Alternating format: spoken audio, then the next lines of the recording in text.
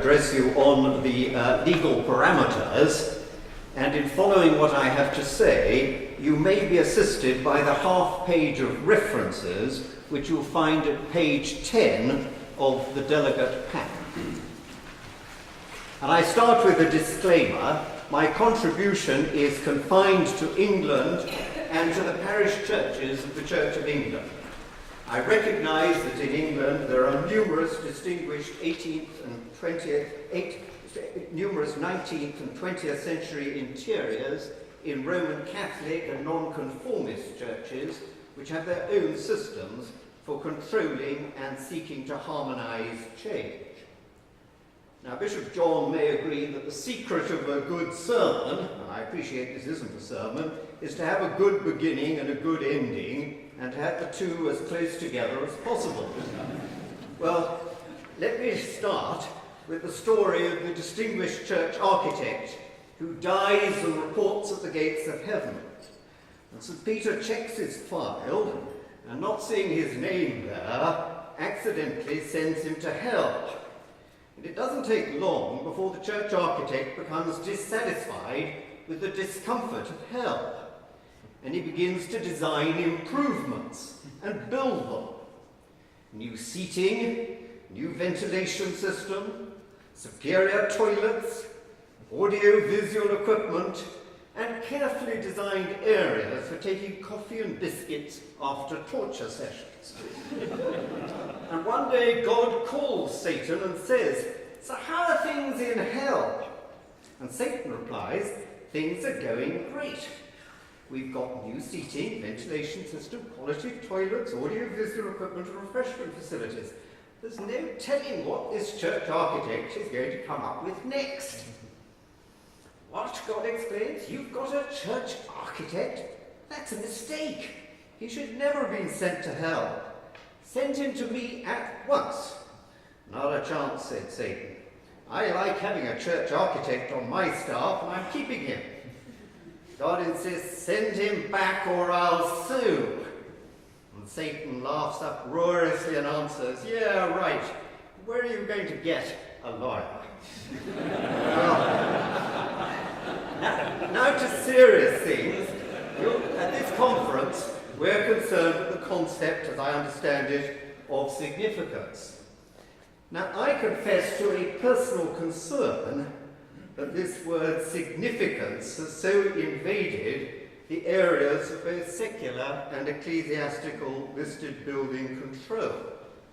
The concept is articulated in paragraph 4 of Historic England's Good Practice Advice, Managing Significance in Decision-Taking in the Historic Environment, which says, and I quote, "The first step for all applicants is to understand the significance of any affected heritage asset.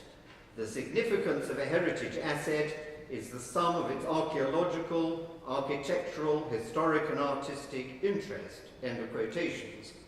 And this is echoed also in paragraph 25 of that document in relation to decision making. And as far as I'm aware, the Listed Building Act 1990 says nothing about significance. The issue in listed building control being an assessment of the merits of a particular proposal against any effect it may have on the special architectural character or historic interest of the listed building, both of which it is, of course, desirable to preserve. Is significance, I ask rhetorically, merely shorthand for contribution to special character and historic interest? I fear we may have complicated matters, though I know how enthused Simon Thurley was, when Chief Executive of English Heritage, by this concept of significance. Well, I start with some statistics from the recent report about which Bishop John's spoken. 78% of the Church of England's churches are listed, including 91% of churches in rural areas, 63% of suburban churches, and 55% of those in rural areas. I'm sorry, that should be urban areas. So the figures are 91% rural areas, 63% suburban churches, and 55% of those in urban areas. And the Church of England is responsible for around 45% of the Grade 1 listed buildings of England, 3/4 of which are in rural areas where congregations tend to be small. And the pressure to introduce changes to the interiors of these listed churches is considerable and shows no sign of slackening. Some of the pressure is driven by the perceived requirements of worship and mission, some by the desire to make provision for secular uses compatible with the primary use for worship and mission. Sometimes both drivers are in play. If the future sees a faster rate of redundancies than in the past, and I'm not making any predictions, then the pressure to make changes will be even more intense. Well, as you all know, internal works affecting the special architectural character or historic interest of Church of England churches are exempt from secular listed building control and subject solely to the faculty system. Appeal lies ultimately to the Judicial Committee of the Privy Council, though almost all the current guidelines flow from judgments of the Court of Arches, the more important of the two appeal courts over which I preside. Appeals to the Chancery Court of York are rare. The procedures are those now contained in the Faculty Jurisdiction Rules 2015, which will come into the force on the 1st of January 2016, and which it was my task to steer through General Synod, which is the Church of England's Parliament. A feature of the new rules will be that many changes to parish church interiors, including those of listed churches, will no longer require a faculty because they're in the new lists A and B. But, and this is important for the subject matter of this conference, the first item excluded from both lists A and B is, and I quote, any works which involve alterations to or the extension of a listed building to such an extent as would be likely to affect its character as a building of special architectural or historic interest. But now the application of this exclusion raises at once, of course, the question of how that likelihood is to be assessed. And the advice I have given is that a precautionary approach should be taken. In other words, if there's a realistic possibility that the listed character might be affected, then the exclusion should apply and a full faculty will be needed. The acuteness of the area of conflict between parish aspirations and heritage considerations is apparent from two cases which the Victorian Society has brought to the Court of Arches this year. The first concerned the proposed removal from the Grade 1 St John the Baptist Penshurst in the Diocese of Rochester of a high-quality 8-bay chancel screen by G.F. Bodley. The second concerned the proposed removal from the Grade 2 St Peter Shipton Bellinger in the Diocese of Winchester of what is described in the 2010 edition of Pevsner as an, I quote, outsized, showy, high Victorian font by R.J. Withers. The first proposal we allowed, the second we referred back to the Deputy Chancellor for redetermination on the merits. In considering the legal parameters, I do underline marked similarities with the secular system of listed building control. Section 16, subsection 2 of the Listed Building Act 1990 provides that, and I quote, in considering whether to grant listed building consent for any works, the local planning authority shall have special regard to the desirability of preserving the building or its setting or any features of special architectural or historic interest which it possesses.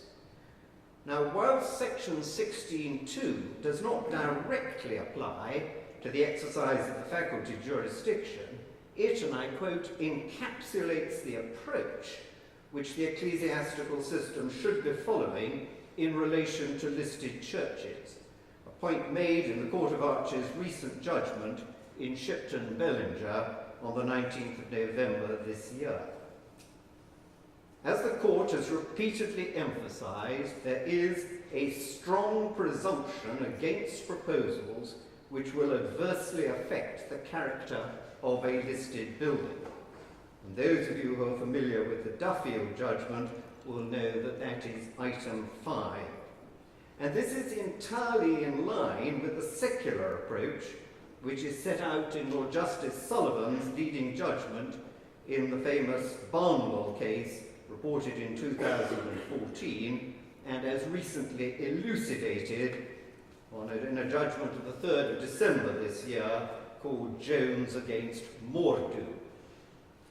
Now, this conference is particularly concerned with how significance is assessed, particularly in relation to the proposed partial loss of historic elements of church interiors. And some of the papers to be delivered tomorrow deal with the assessment of significance, and I look forward to reading them in due course.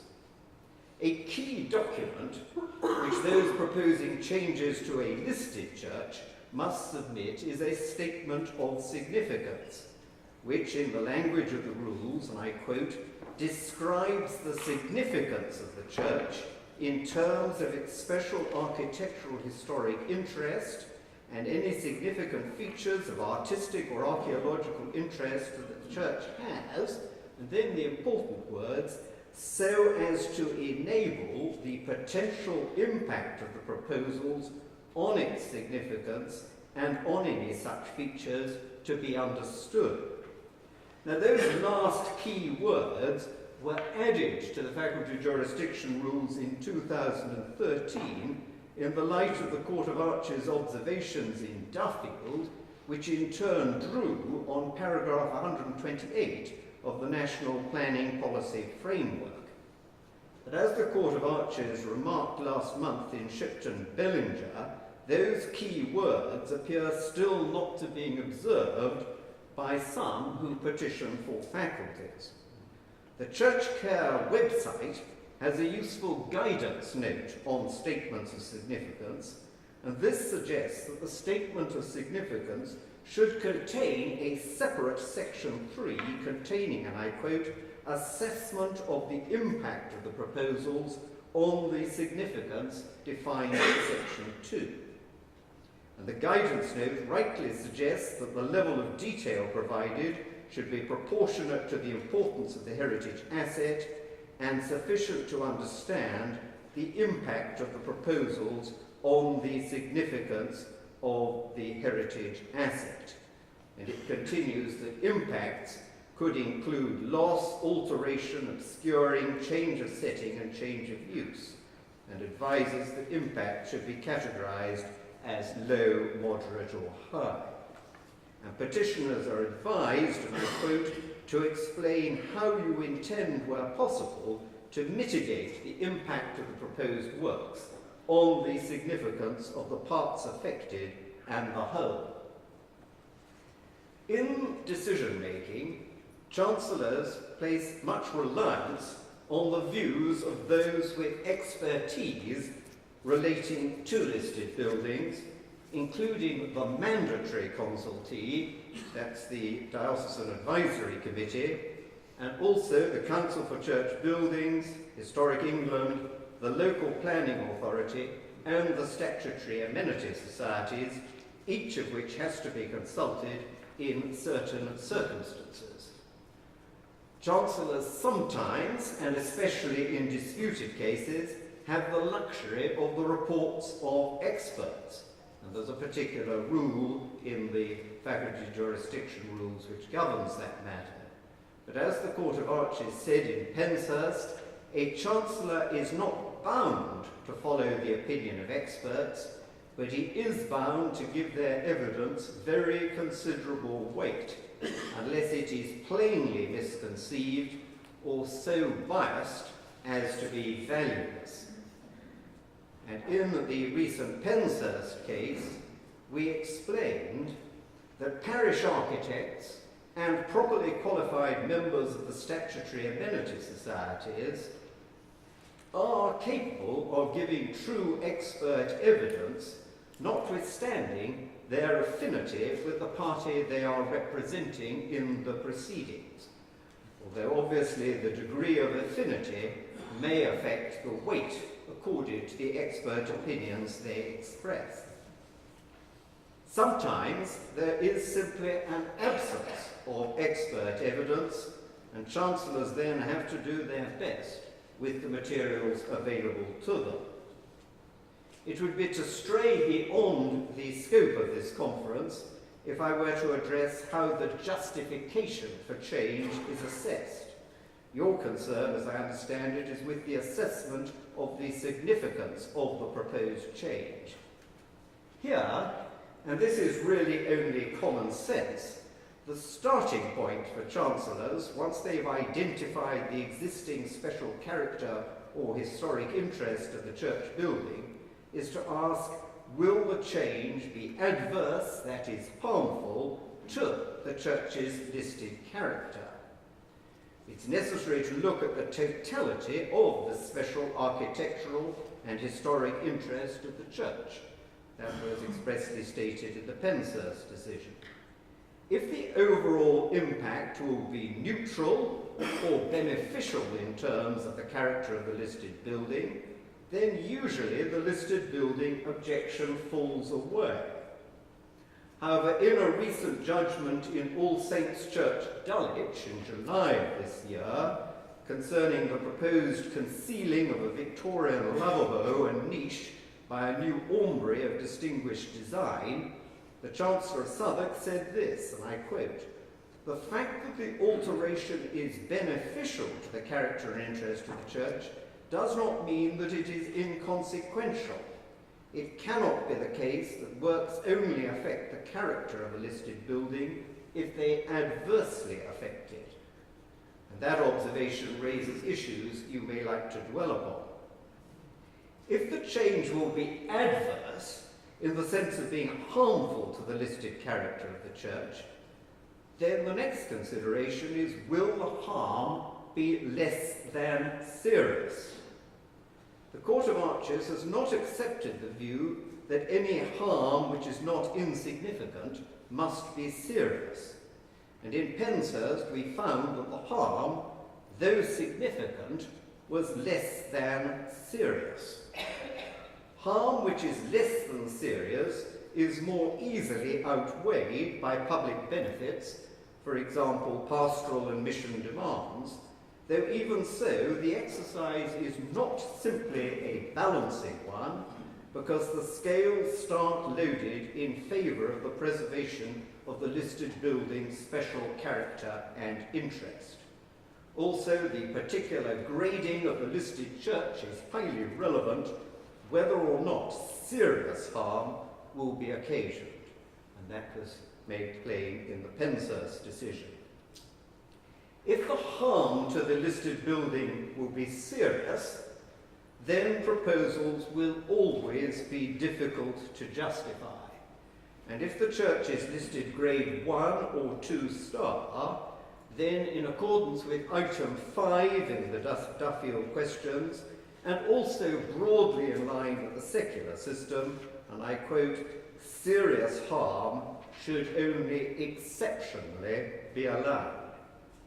In other words, the faculty is likely to be refused in whole or in part if it is one which will cause serious harm to the listed building. A useful recent example is the judgment of Bishop John's Deputy Chancellor in Worcester, a delegate at this conference, in All Saints with St. Lawrence, Evesham, a judgment of the 14th of October 2015, concerned with a proposal to remove all 49 Victorian pews from a grade 1 listed church, which had been comprehensively restored in the 1870s when the new seating had been introduced. And the Deputy Chancellor, influenced by the written observations of English heritage, held that removal of all 49 pews would cause significantly serious harm in terms of both the architectural character and the historical interest of the church, both of which, he said, are in part derived from the comprehensive reordering carried out by the architect Frederick Preedy. On the other hand, if removal were confined to pews in the aisles and transepts alone, he found that there would only be slight harm, and the required additional flexibility and seating capacity could still be readily achieved. Accordingly, that was what he allowed. Now, during my period of office as Dean, neither of my courts has had to deal with proposals involving serious harm, whether or not to a grade 1 or a 2-star listed building. I can, however, certainly envisage cases where exceptional circumstances might be held to exist. For example, if the opportunity for mission or to put the church to viable uses could only be achieved by doing this serious harm. But I hope that such cases will be very rare, since early involvement of the DAC, Historic England and the Statutory Amenity Societies should be able to eliminate the incidence of serious harm in all but truly the most exceptional cases. I hope I've said enough to set the legal parameters.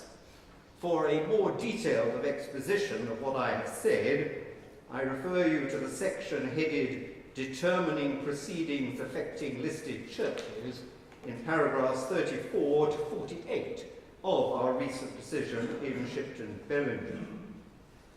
Now, at the start of any meeting which she was chairing, Winston Churchill's formidable daughter, Mary Soames, used to produce and set a large alarm clock which she placed on the table before her and announced that the meeting would end when the alarm rang. I suspect the alarm should now be sounding.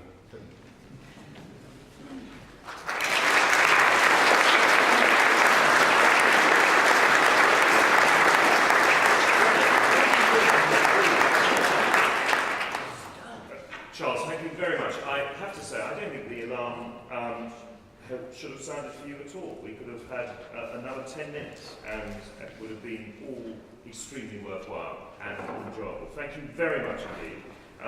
We're now going to have a break for coffee.